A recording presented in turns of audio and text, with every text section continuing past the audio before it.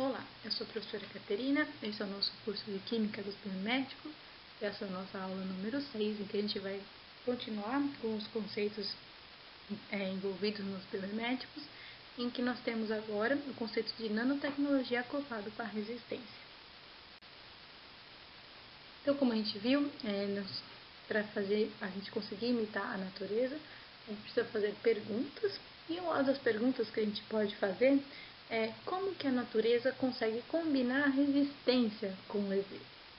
Então, o que a gente quer dizer com isso?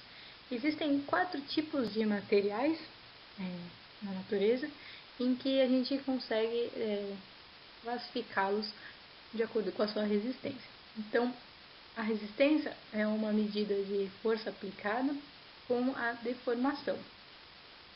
Nós temos os materiais que são duros e quebradiços, em que é necessário fazer uma grande força para fazer uma pequena deformação. Nós temos também os materiais que são duros e fortes, então nós também precisamos aplicar uma grande força para conseguir quebrá-los, mas a deformação que ocorre é maior. Nós temos também os materiais que são macios e fracos, em que a força aplicada para conseguir quebrá-los é menor e a deformação que ocorre é pequena. E nós temos os materiais que são macios e resistentes. Então, eles são... a gente precisa de uma pequena força para aplicar e a deformação que ocorre é alta. Então, a gente conseguiria fazer um material resistente e leve a partir do uso de um material que seja macio e resistente. E na natureza a gente tem um exemplo bem interessante,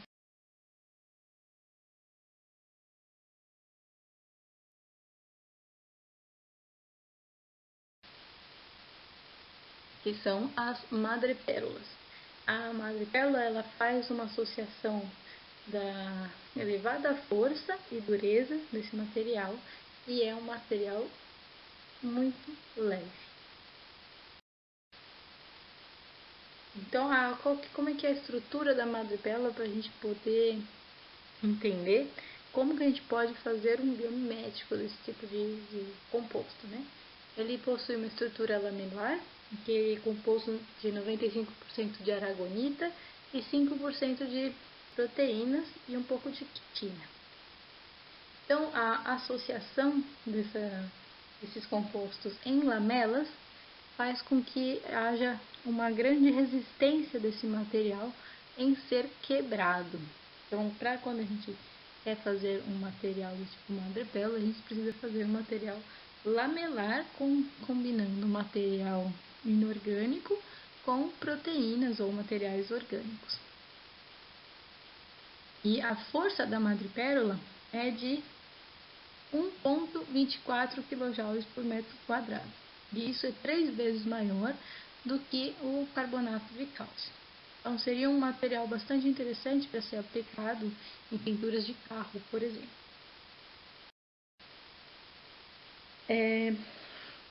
Os compostos miméticos de madrepérola, eles já foram muito estudados em nanotecnologia e, essencialmente, existem 6 métodos que são bem utilizados para fazer esses materiais de madrepérola, que são a manufatura aditiva assistida por campo magnético, a montagem de camada por camada, que faz layer by layer, também a fundição por spray, há também a utilização de um template de gelo, seguido de sinterização de cerâmica, há também a mineralização dirigida por matriz e a automontagem induzida por evaporação. Esses métodos são bastante eficientes, entretanto, eles podem ser caros ou laboriosos, né? Então, será que existe um outro método ainda melhor? Mas eu vou mostrar para vocês todos esses 6 métodos. Como a gente pode ver, os compostos naturais, eles são bastante heterogêneos e é difícil de fazer materiais análogos com a mesma aplicabilidade e demanda funcional. Então, esses pesquisadores, em 2015, publicaram esse método, que é o método de manufatura assistida por campo magnético, em que eles conseguem combinar um processo aquoso com partículas magnéticas, e elas facilitam o desenho microestrutural de palhetas anisotrópicas, né?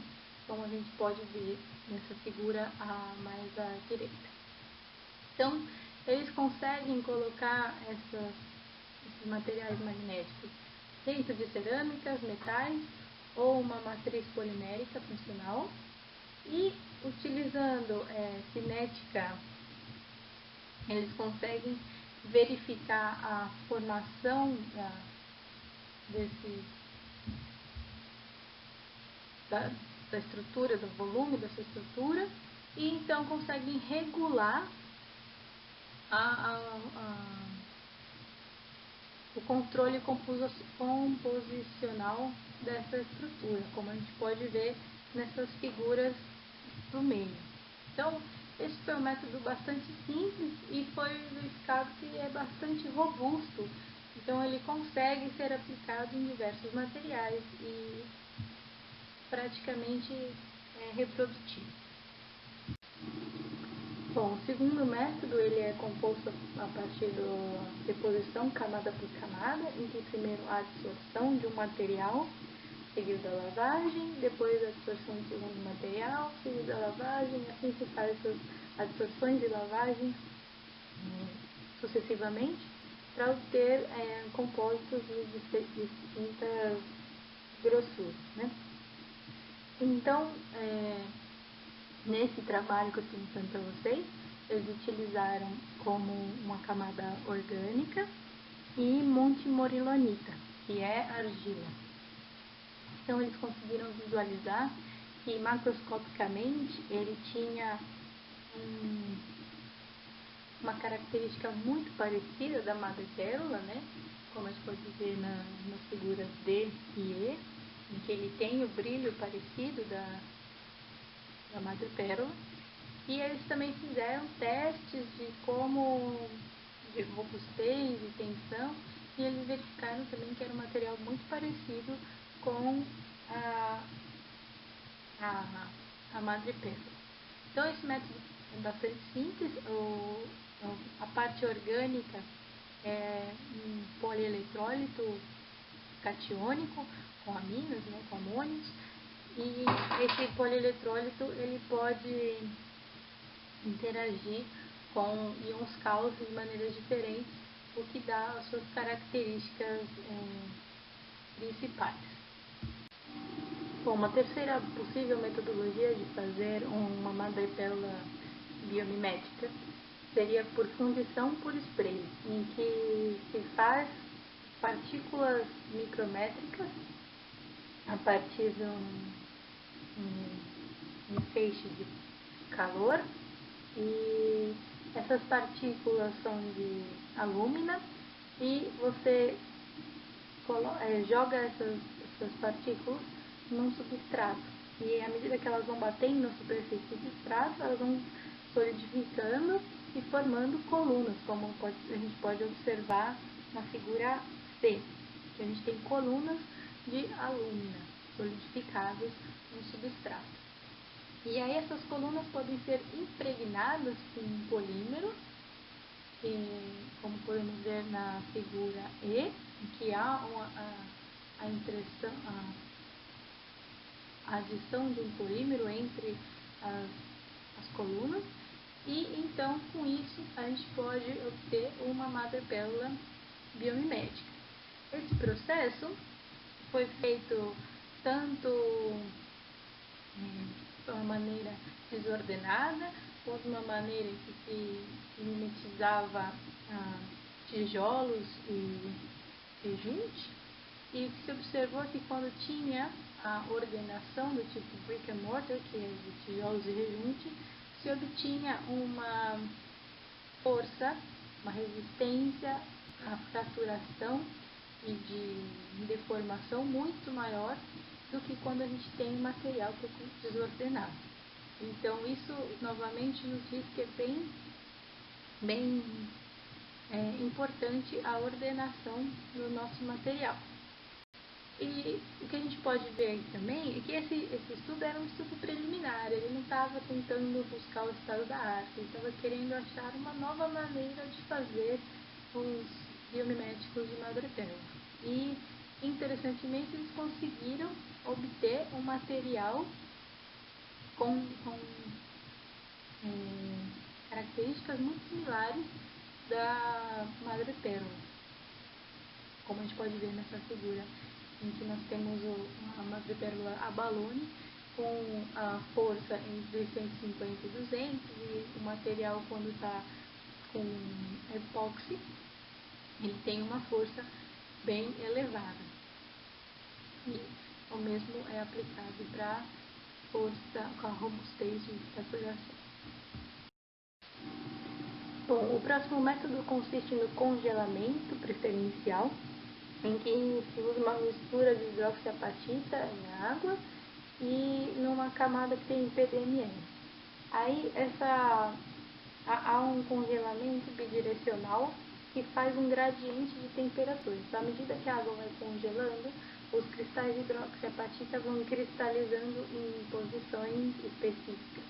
Então, após essa cristalização, a água pode ser sublimada e aí ficam com essa estrutura lamelar oca. E aí então eles conseguem adicionar os compósitos metacrilato para fazer a polimerização entre as camadas das lamelas. E aí então eles conseguem fazer um composto mimético similar ao NAC. Esse processo é bastante interessante e é bastante útil para o próximo processo que eu vou mostrar para vocês. Então não vou me estender muito nesse processo, só para vocês entenderem que há diversas possibilidades de atacar o mesmo problema. Então o próximo método é a mineralização dirigida por matriz, em que se inicia com uma solução de quitosana e ácido acético e se faz esse processo de congelamento. Então se obtém uma quitosana laminada preferencial, como estrutura preferencial, como se pode ver na figura C e na figura B, né, muito parecido.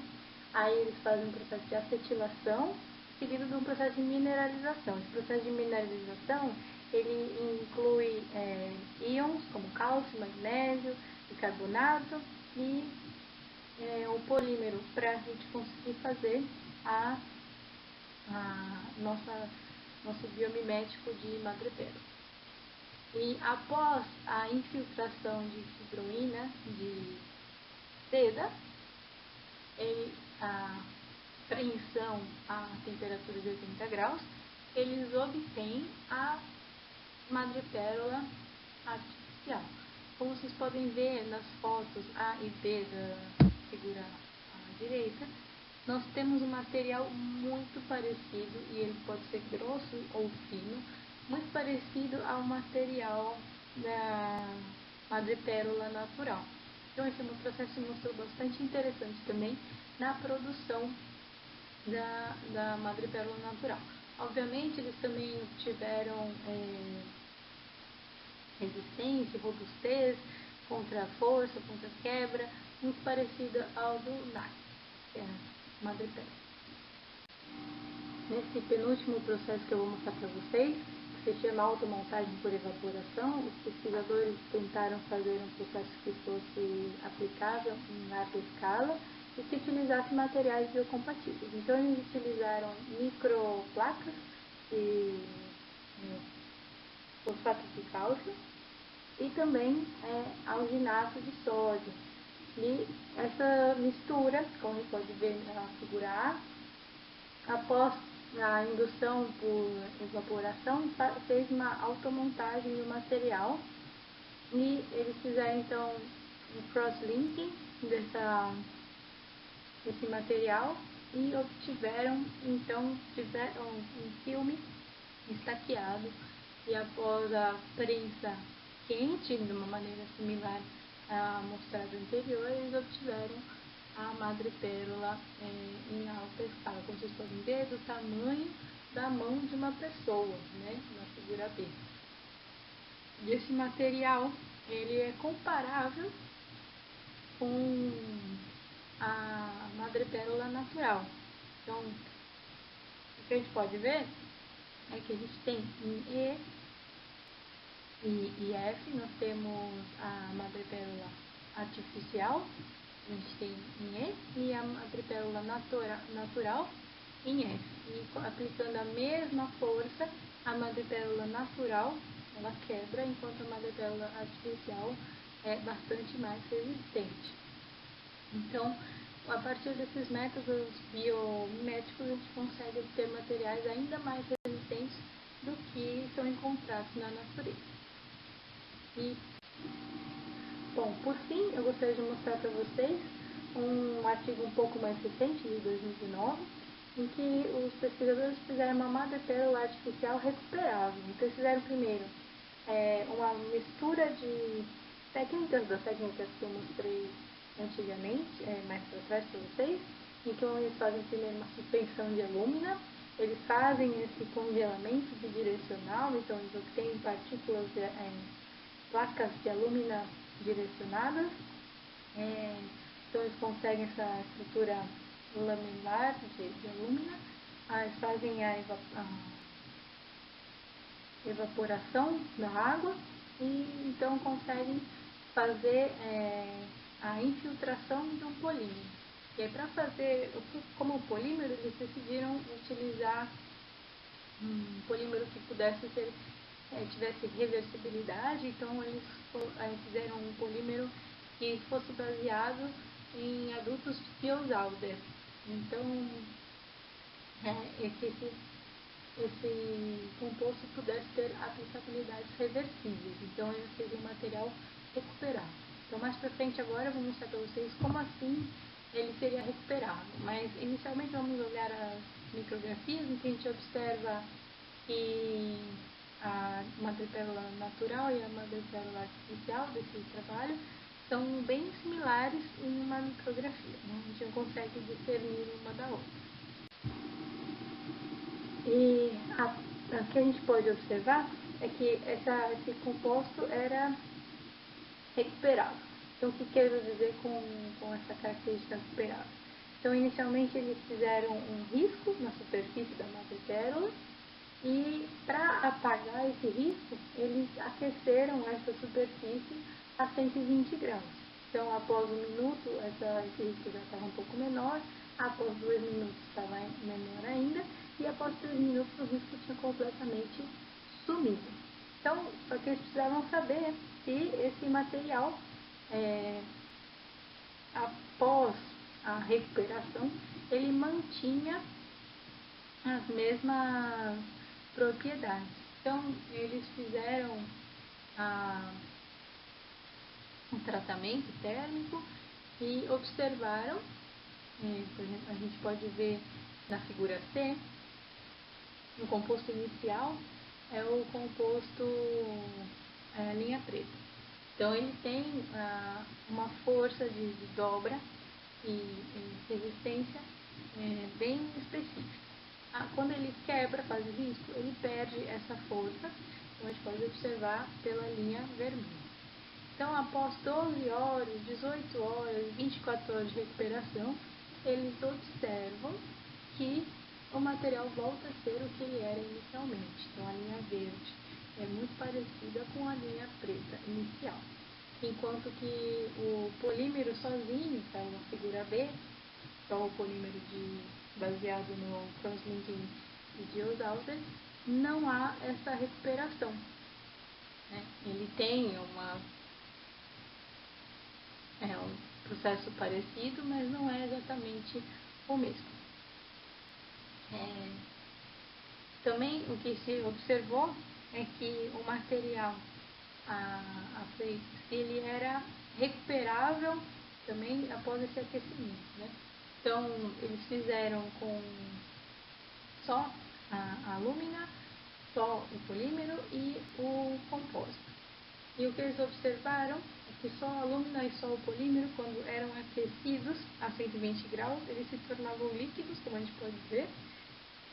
E quando eles eram resfriados a 20 graus, eles perdiam o formato dele, enquanto que o compósito ele permanecia sempre com o mesmo formato. Então isso tudo era devido à estrutura da madrepérola artificial. O que eles também foram observar é como que ocorria esse processo de cura, né? Então, eles tinham um compósito inicial, e aí eles quebravam essa estrutura, um risco, por exemplo, e após fazer o calor, havia desintegração, mas com o processo de cura, havia a reconexão das moléculas. Então, com isso, eles obtiveram um material que era altamente curável, né? Então, e compararam esse material que eles tiveram com uma madrepérola natural. Então, eles colocaram na figura B, por exemplo, eles têm a madrepérola natural, inicial, em preto, e aí fizeram um risco nessa madrepérola e tentaram tratar ela.